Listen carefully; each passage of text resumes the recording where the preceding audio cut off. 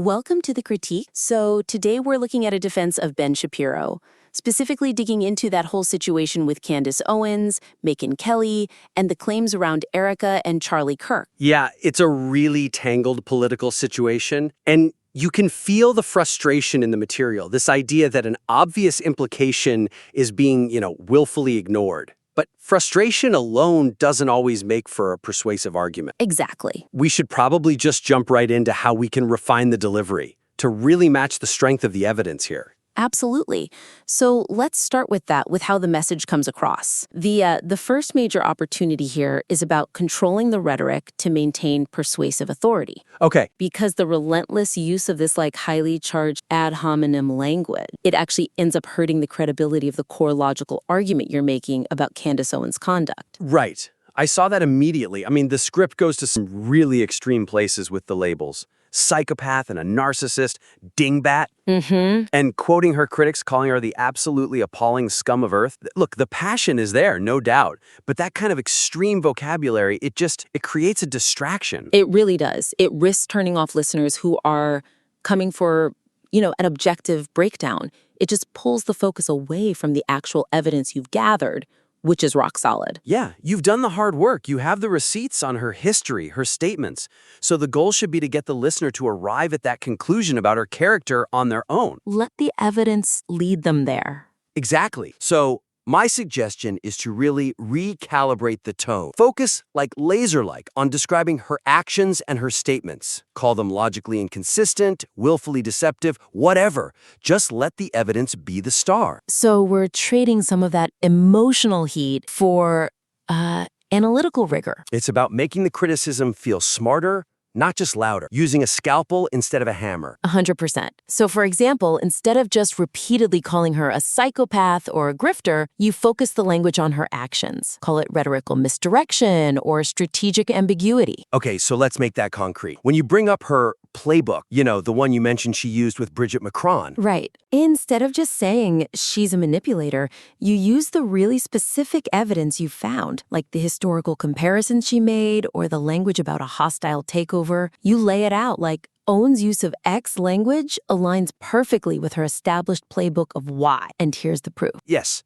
Let those examples prove the intent. It's so much more devastating than just calling her a name. It shows you've mastered the subject, not that you're just frustrated with the person. Right. And that groundwork on tone leads perfectly into our second point, which is about the organization of the argument itself. Strengthening the logical chain. Yes, strengthening the connection between those ambiguous statements and the very clear implication of Erika Kirk. Okay, so to really maximize the impact of the Shapiro defense, the material needs to provide a more robust, more organized, step-by-step presentation of that logical chain. Right now, the thread is there, but it's a little buried, Yeah, it is. The script does a great job of identifying Owens' tactic of stopping short, right? It notes it's probably for legal reasons to avoid libel. Sure. But here's the weakness. The key evidence that connects TPUSA's alleged cover-up directly to Erika Kirk is all fragmented. It shows up really late in the discussion. The argument kind of leans on this assertion that basic logic says that includes her just because she's CEO, but that leap, it needs more systematic support much earlier on. So the audience has to do too much work to connect the dots. Exactly. They shouldn't have to wait until the last few minutes to put all the pieces together themselves.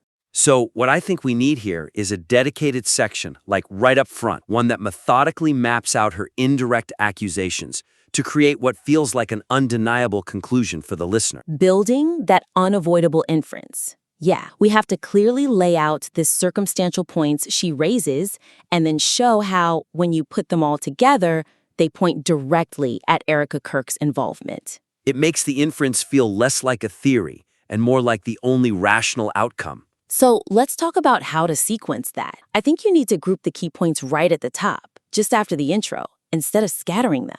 Okay, like what? What are the top three? Okay, first, you highlight how Owens frames Erika Kirk taking over as a hostile takeover. She even compares it to a regicide, to install a new ruler. That's incredibly loaded language. Right, the motive. Second, you zero in on the doubt Owens casts on the succession plan. The journals naming Erika, suggesting they were intended to guilt us.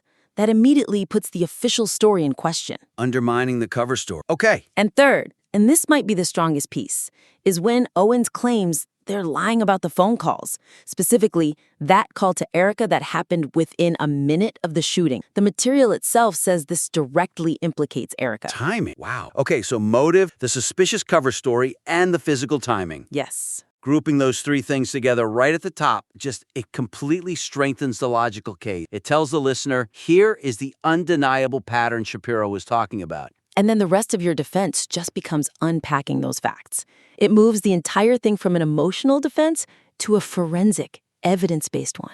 Excellent. Okay, so that brings us to the third critical area, integrating counter-arguments to bolster the piece. I'm talking about the Megyn Kelly. Yeah, the script it slams Megyn Kelly right out of the gate. I mean, calling her a scared little coward who showed willful blindness and deafness. It's very aggressive. And the assumption there is that Kelly just failed to see the truth. But is that really what's happening? I mean, you have to remember, Megyn Kelly is a lawyer. She's almost certainly looking at this from a purely legalistic standpoint, the fact that Owens didn't directly say it. So by not engaging with that legal bound, which is the whole point of Owens' strategy, the material comes across as equally dismissive, just from the opposite, emotional side. We're missing a huge opportunity here. Kelly is handing you the most sophisticated counterargument on a silver platter. So, we could use her legal rigidity to our advantage? That's exactly it. Owens is weaponizing that legal line. So what you do is you briefly acknowledge the technical basis for Kelly's defense. You say, yeah, Owens avoided direct libel. And then you pivot to show why the mechanism of insinuation is the entire point.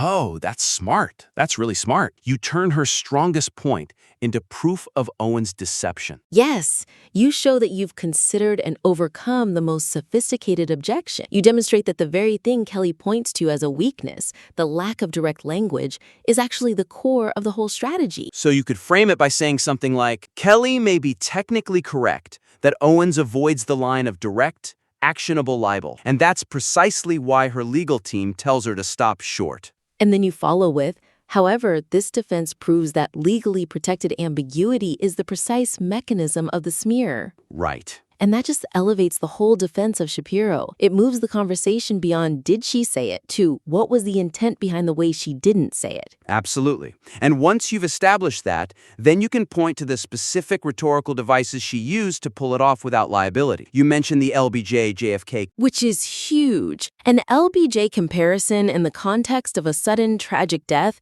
immediately insinuates a swift, maybe inappropriate power grab. That analogy does all the work of an accusation, without saying the words. Exactly. You have to highlight how those analogies function. They're the tools she uses to create the insinuation. Engaging with the why of the ambiguity makes Shapiro's defense airtight. It shows you understand the game better than Kelly does. This is really strong. I think we've taken a really passionate defense and given it a framework to be intellectually bulletproof. So to sum it all up, the main actionable steps are, first, control the emotive rhetoric. Swap the insults for analytical language and let your incredible evidence do the talking. Second, reorganize the argument. You need to sequence that key evidence, the hostile takeover claims, the journal doubts, the phone call, right up front to build an immediate, undeniable case for the implication. And finally, don't just dismiss the opposition. Use Megyn Kelly's legalistic argument as a strategic foil. Acknowledge the technicality, and then show why that ambiguity